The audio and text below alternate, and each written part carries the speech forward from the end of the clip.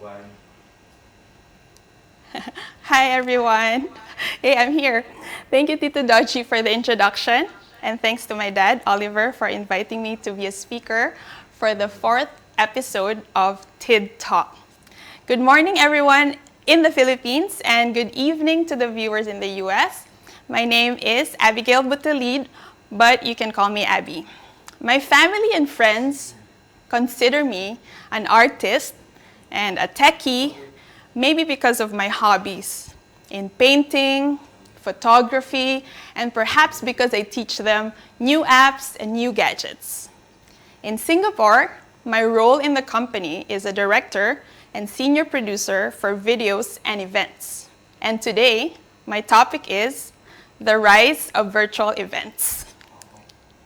To give you a run-through of what I will be discussing today, I'm going to start with some background on my career journey until I moved to Singapore and joined our company called Group X, and I'll share some background of what we do, and then I'm going to talk about how we pivoted to the new normal.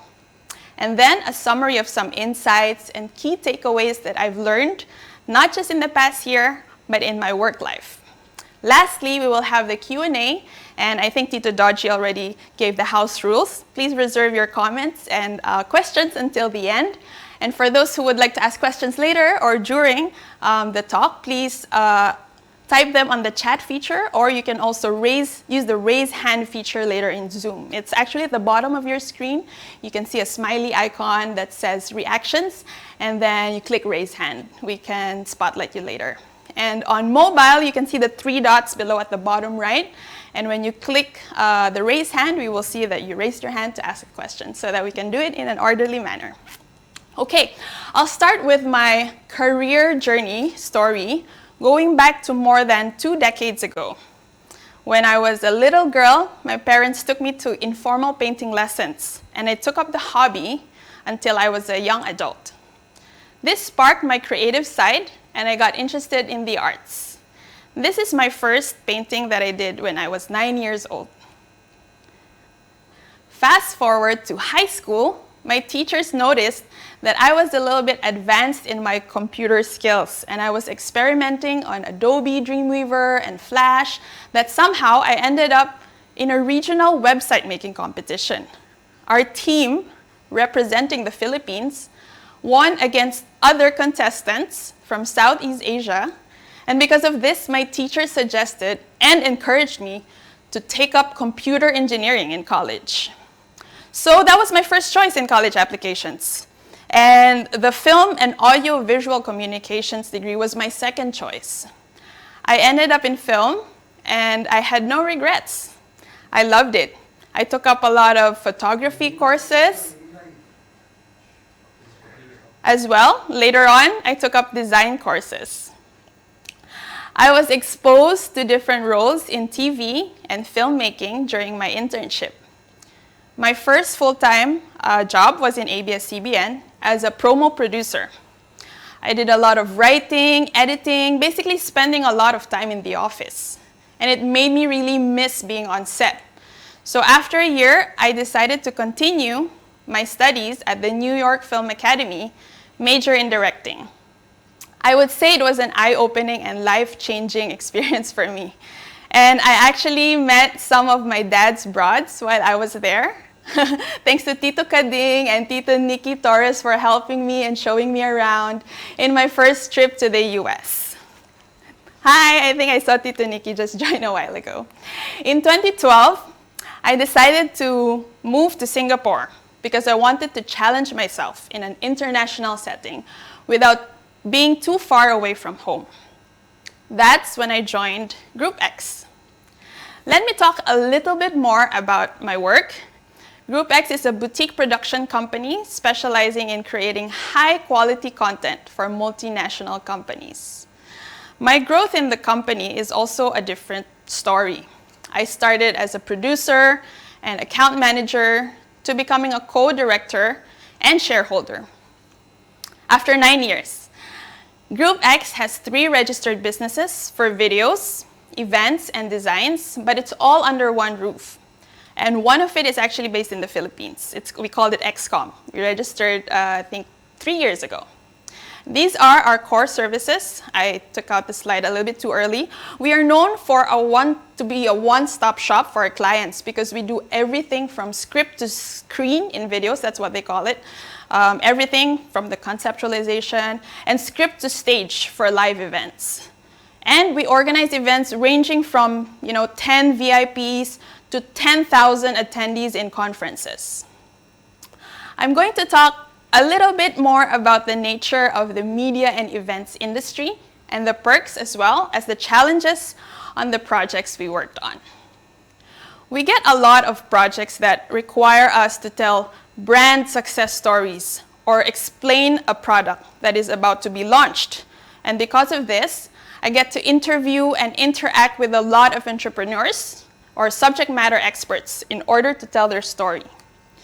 We also travel often, sometimes just to shoot one scene. I've trekked in the Amazon jungle for a full day. And I also remember my 5-day trip to San Francisco. This is the view in the Amazon. It's actually from Guyana side. But anyway, I also flew to San Francisco, for example, and the whole trip took 5 days because you had to fly to Recce and then, to meet the people, and then it was all for a 5-minute video interview. And this is just one of many.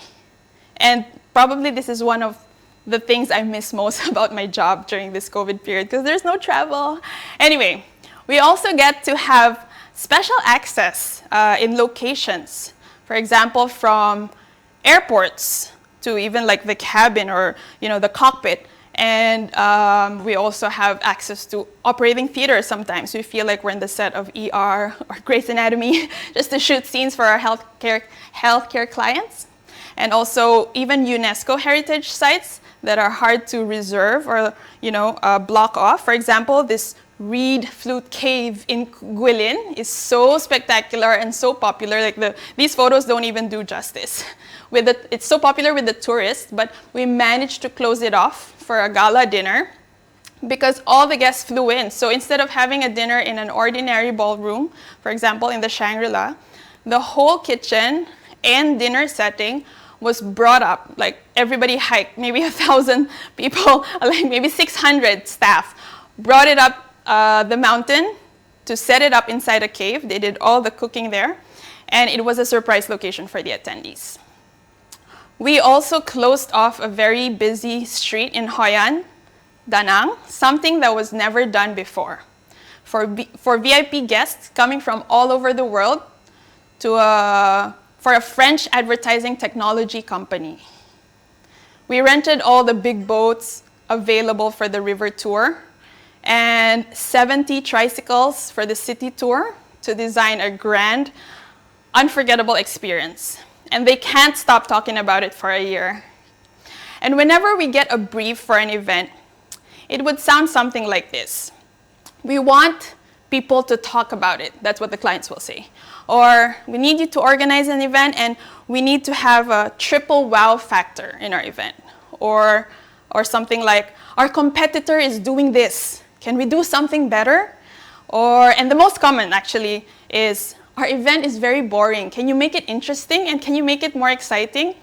So there was one time that we actually went to Helsinki in Finland to experience the best and biggest startup event, to bring that experience to Singapore.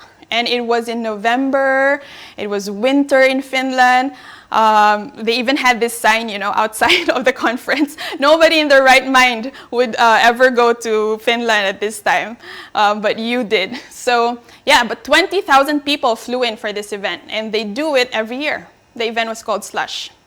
And I'll just show some photos also of so this was taken there. They may have started the trend of making tech and IT startup events look like rock concerts. Here are some photos of the stage setups that I'm just gonna quickly go through to share. This was in Singapore. We brought the event here, the one that originated in Finland, and it continued up to this year. We also made sports-themed sales kickoff look like, mini Olympics. I'll just show you this theme that says game on. They wanted like a sports themed event, and then we had to, you know, create sets. For example, this one, it's all through video, through 3-sided LED, and it looks like a basketball court. We created different sets using videos. And we made a destination incentive reveal look like an airport using projection mapping. And let me just play a short clip to show you what I mean when I say projection mapping and what we did with the stage. So I'm going to play the short clip. Video, please play. Okay, so fly with me, all right? Let's go, let's take a look. Where are we going?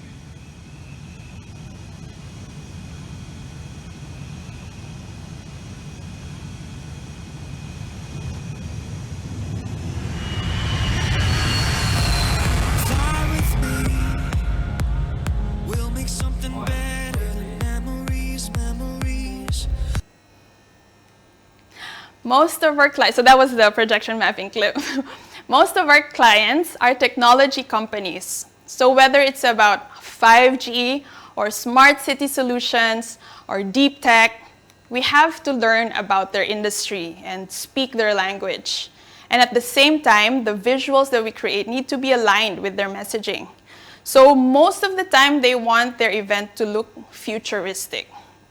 So we also need to research the latest technologies in events. This is also a learning experience for us continuously. Every day, every event, we research and learn something new.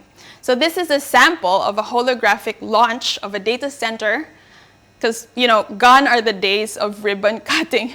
Back in the day when you launch something or open something, you just do the ribbon cutting. Here, they do something like this, and it's a holographic launch. I trimmed it down. The actual video is actually longer, so I'll play the clip for you. Video, please. Stand by for verification.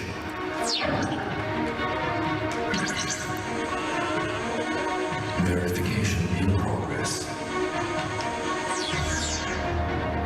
Processing.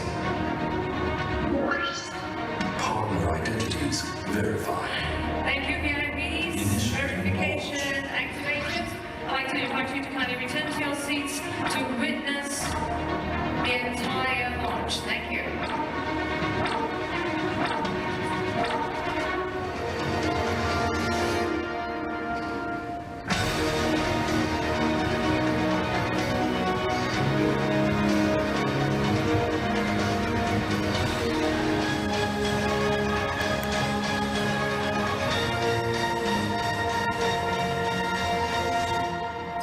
Three.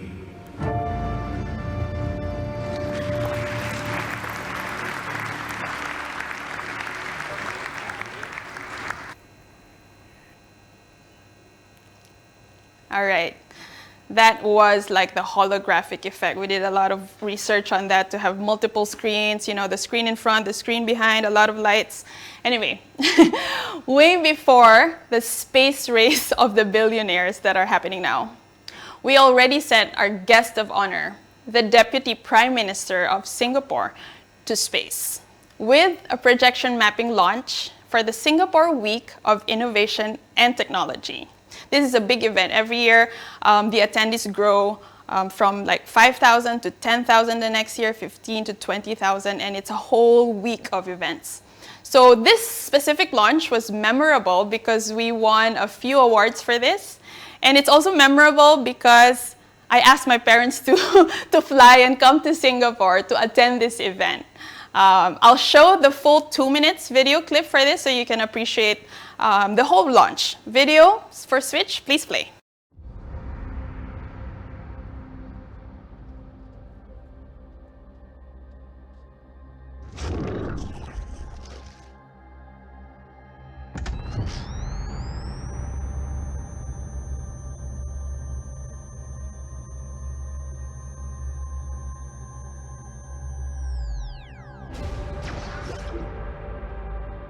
May we now invite our guest of honor to initiate the launch of Switch 2018.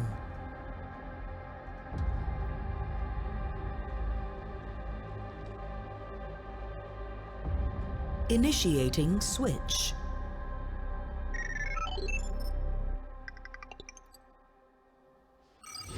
AI systems. Check.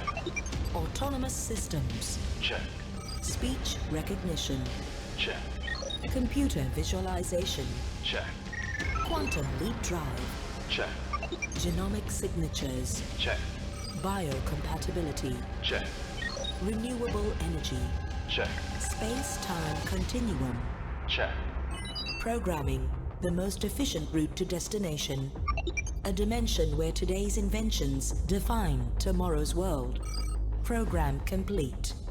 Content verified. Destination locked. All systems engaged. Stand by to switch.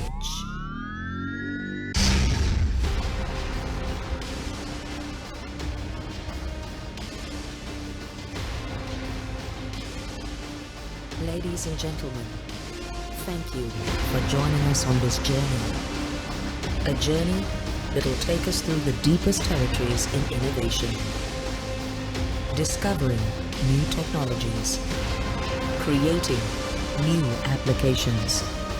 Disrupting old schools of thought. In order to improve and enhance the lives and lifestyles of 7.63 billion people on the planet. Ladies and gentlemen, we have arrived.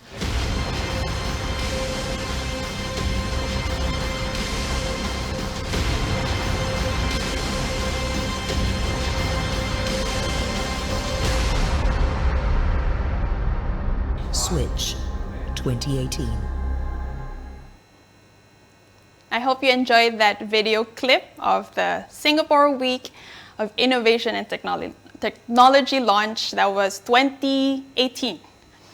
And I would say we were actually at our peak by the year 2020. So when the pandemic hit, we were definitely directly affected, just like all the other event companies. You know, all the headlines came popping up about all the cancellations. Our events company was running at a loss during the months of the lockdown early last year because of all the restrictions and all the cancellations. But on the other hand, we were still doing well with the video business. Projects were still coming in. So what happened in 2020? Pivoting to the new normal for us started on June 2020. It was when our clients, actually because the lockdown was about from February, people were not going out anymore. March, April, that was like a hard lockdown, like very strict, nobody can go out. And by June, that's when our clients started to get overwhelmed and frustrated by their DIY webinars, online events, or sometimes when their CEO needs to do a speech, you know, they have to quickly organize something that's presentable and acceptable for all their audience. They still need to hold AGMs. They have annual sales awards that they still have to do. They have to give out awards every year and more. And it became a pain for them. And they couldn't really master it or get the hang of it because this is not what they do. They actually have their day jobs, their actual jobs. And so this is where we came in. It started with clients saying, you know, Abby, whenever we play a video in Zoom or Microsoft Teams or whatever they use, there's hundreds of participants, sometimes thousands. The video and audio lags. It doesn't play smoothly. So they need our help. We used our system and hardware to play their videos smoothly for them. Until, you know, we started creating their virtual backgrounds so that, you know, it's all branded, their logo is there, it's nice, it's according to their branding. We created virtual sets, we started hiring professional MCs for them. And so our scope continued to grow, but actually it just started from playing one video in a, you know, a top management event. And now we do a lot more. So with decades of experience in videos and production and live events, our core specialties have now converged to enable us to deliver virtual experiences. The pandemic accelerated digitalization, but we have never we have been ahead of the curve because our clients are also all in tech. They're in the tech industry. So that's good to our advantage. We're very lucky that we're familiar and we're a little bit more advanced than the other event companies. As the cancellations mounted during the pandemic, no one knew how long the situation would last, but the more progressive companies leveraged the new technologies actually to pivot their events into virtual. And for those who did not want to adapt and evolve, fell behind, and many have since closed. So you can see the headlines now. It's all the talk about, the rise of virtual events, which is our topic for today. So actually, I'll show a short video clip of, some of the projects that we've been working on last year. These are all, actually it's not updated, it's the 2020 projects. So I'll just play the clip to show you a short reel. Play the video, please.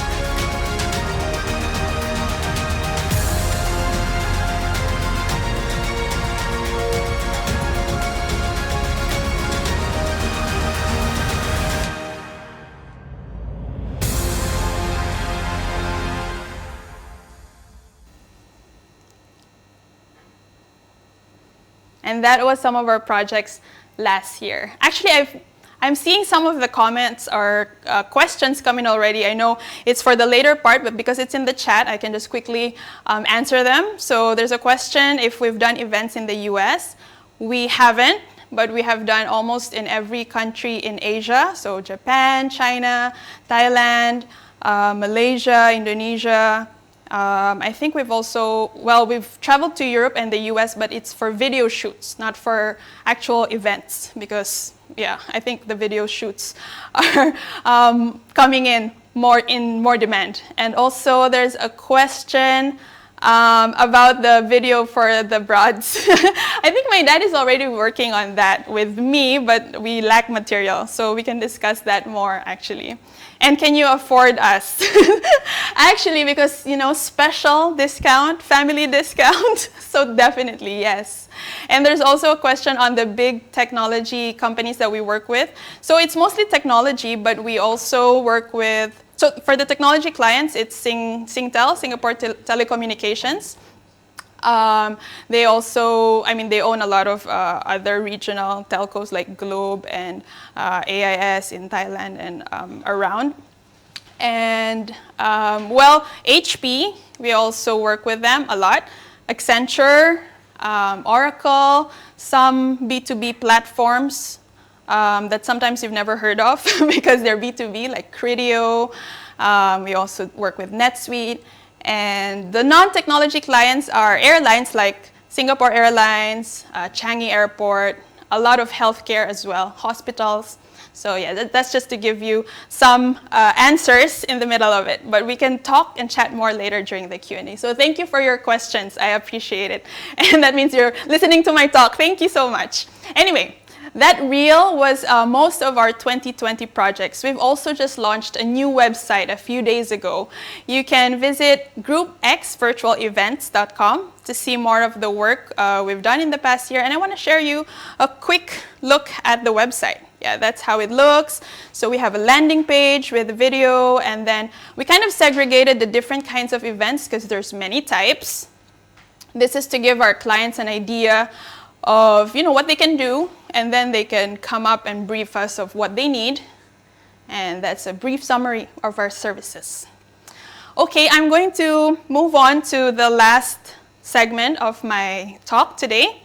I'm going to share some key insights that I've learned, which has helped our business survive and thrive during these challenging times.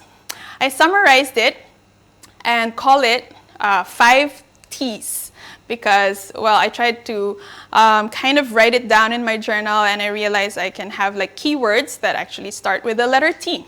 So anyway, the first T is tools. So when everybody started to isolate, quarantine, work from home, or work remotely, we have had the tools already before the pandemic to allow us to continue working efficiently. And I'm just going to show some of them to give you an idea of the kind of before and after these tools. Monday.com is our project management update board and tracker. We used to have frequent long meetings, just updating everybody, on the status of the projects. I know this is very small, but just to show you the colorful graph and all the different things that we can input in it. We used to have meetings just to discuss, okay, what's the budget for this? What's the status of this? What's the timeline? It can take very long. And now we can see all of it in one glance at the board in Monday.com. We can also see who's in charge. We put our face on it and all that. And next is Hubstaff. Hubstaff is actually quite simple and powerful. It tracks the time your staff is working, so we can calculate the number of hours spent on a project. It's important to know, especially in editing and designing, or any work being done on a computer, to monitor, so we know the distribution of the projects, and also be able to charge the clients correctly and accordingly based on the hours spent on a project. This replaced an Excel sheet where editors had to manually log their hours. And sometimes they forget, so we don't know, if it's accurate. And with Hubstaff, it's just pressing a play button when they start working. And then when they are done with their edits, they press the stop button. It's in their desktop. They just need to download something. And that's it. So it's very easy. And we can actually see the work that they're doing on their laptop or desktop, even if they're at home, because we have remote viewing of their screen. Yeah, so it's great. Everybody, I think, becomes more efficient that way. The next one is, actually I just selected 3, although we use many. For this, this is the top 3. Whipster is a collaboration tool for video review. We upload the video. Anybody who has the link can review it concurrently wherever they are and comment by clicking on any part of the video at the exact points and leave a comment there. So this replaced clients, can you imagine? They're like typing all the time codes manually, and the time codes are like, very long, like 0:1 minute and 48 seconds and 0:4 frames. So, instead of typing all of that, or taking a screenshot sometimes, the old school way, they take a screenshot and then they put it on PowerPoint and then they put an arrow on it just to let us know what they're referring to. But with this one, as you can see, every dot that you can see below is a comment. I know this had a lot of comments, this launch, this car launch. And every color is from a different person. So this color red is from the creative director of that client. The color green is from another person and all that. So you can also see when they click, for example, this comment, darken or feather the undercarriage. And they specifically clicked on that area that they want us to darken so that we don't, darken other parts of this shot, for example. Okay, so it took us a while to find all these platforms. We tried other things before, but this is what worked best for us. And it was there, and it's just out there, and we just had to find it. Okay, so let's go to the next T. The next T is try and test. Because there are many different ways of executing an event that has different components. So we need extensive planning and testing to see if things will work, if there's room for improvement, and how can we do it quicker next time? We always ask this question to ourselves. Like because when we set up, it can be half day, it can be full day, it can, it can take very long, and then we're just trying to figure out things. So this is a sample of our schematic for a previous event. I'm just going to quickly show, this is a simple one, I would say. For a schematic for a previous event, so we planned for the technical specs by drawing it to know which cables, all the lines you see there, is to figure out which cables will connect to which camera, to which computer, and the mics, and who's talking, who's listening, the monitors, and the program specifications. They always change, so we need to always try and test. Sometimes there's 3 speakers, sometimes there's 9. So this is just to give you an idea. The more people involved in the event, the bigger the schematic gets. And there's always a way to do it better.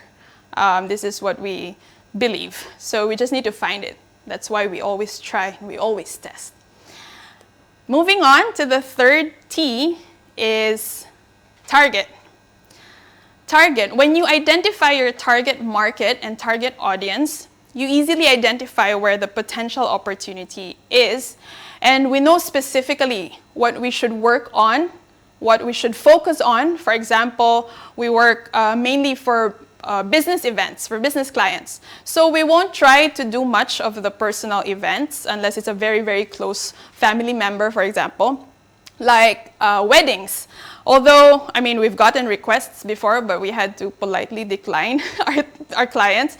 Although it is also an event, people are doing lots of virtual weddings now. It's in demand, but it's something we are just not familiar with in terms of the format and in terms of the trends, so we're not getting into it. We don't know what the trends now in virtual weddings. So you have to know your target market and the target audience as well. Which brings me for my fourth T. This was target. Actually, I took this shot from a virtual event sample, and we want to recreate it in a different branded way in a future event. Okay, moving on to my fourth T, and it's trends. Because of opportunities, the competition is also getting tougher. So we stay ahead by moving fast. We also attend and watch other events to learn from it and see how we can do it better. For example, virtual lobbies are being used to recreate the original venue layout. And when attendees, for example, you get a link to attend this event, attend this event about the rise of virtual events, instead of taking you to, a Zoom meeting, it will take you to a lobby, and they will directly land on the virtual lobby. Then they can click on the stage. For example, I'll show another image. So they can click on the stage. This is what we did early this year in March. They can click on the center stage, and then they can watch the speakers live, and then you can click the boards to see the agenda, and then you can click on the booths to learn more about the sponsors, or you can click on an area where you can chat with other attendees, all in an organized and very interactive manner. Okay, and the last T of the 5 T's is for team. And it's very important to leverage the strengths of a lean, diverse team with multiple skills. Back in the day, the traditional way in big media companies would be, you know, one person is a cameraman, and that's all they will do. You're just a cameraman, you focus on this, that's all. Or there's an animator, and he only does animation, nothing else. And nowadays, that won't be enough in our industry. So everybody in our team actually plays multiple roles, which are interconnected and complement each other.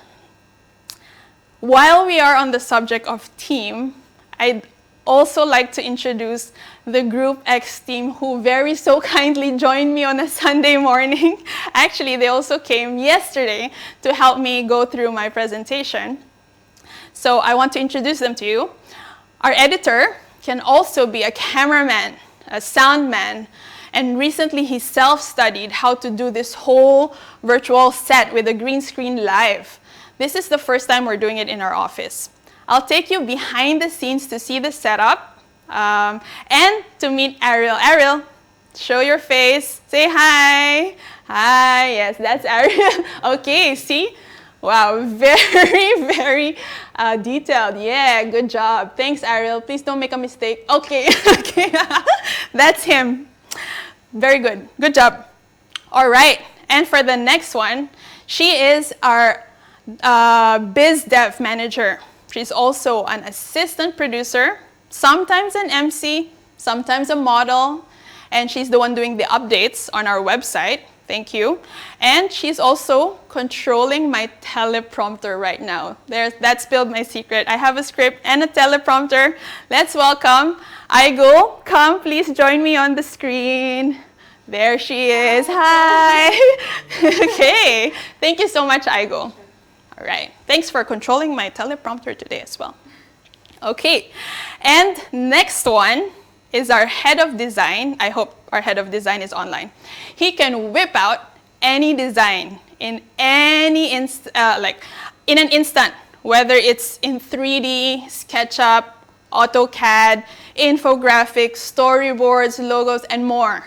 He is based in the Philippines, and we asked him to dial in. Louis, please say hi. Wave. There he is. Hi, Louis. Thanks for joining us.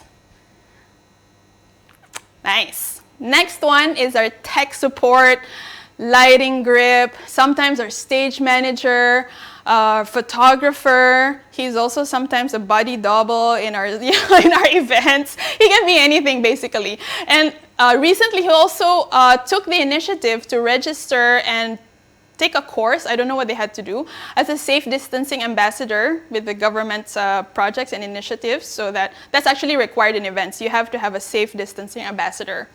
And also, if we need anything fixed or if we want to buy new gear and equipment, he's very savvy and very interested and knowledgeable in all these new gadgets. Ken does it for us. Ken, say hi. There's Ken, and actually here I am. You can see the green screen. You can actually see the wide view of our office. Nice. All right. And my co-director, and also is actually, well, he's actually a celebrity also, and an actor, voiceover artist. Well, going back to that, actually, I did not believe he was a celebrity when when people told me when I moved to Singapore, just a side story, people were like, do you know that he is famous? And we're like, really? And then we go out on shoots and people are asking to take photos with him and we're like, you're famous? So anyway, so he's an actor, he's a voiceover talent, he was an ex-DJ, so he uses his skills to choose the soundtracks over very epic videos. He's also a scriptwriter, show caller, and he's the boss. Meet Nick. Nick, say hi. Nick, raise your hand. There he is. That's the famous celebrity in Singapore. All right. All right, and this is our team from Singapore and Philippines. Yeah. All right. Isn't it so cool we can all be together, like in the same space, different countries. And we also work, okay, so our team is very lean. And in big projects, actually, that's almost all of us, the full-time staff, except for our admin manager. She's not here. She has like 5 kids to attend to, so we cannot ask her to do things on a Sunday. So, but that's Alicia, thank you. But our team is very small. But when we have big projects, we work with so many freelancers who we choose very carefully, depending on their skills, to make sure that it is a good fit. So these are just some, you know, after event, after shoot photos. There. Okay. And let's see what's next. Okay, thank you. This is the end of my talk. Thank you so much for watching and for, you know, staying on. I know it's very late, maybe in the US and in the Netherlands. I think Tito M and Tito Diping are watching. And so I hope that there were some insights, like TID, what TID stands for Trends, Insights, and Developments. Gave you a little bit more insights about the virtual events industry.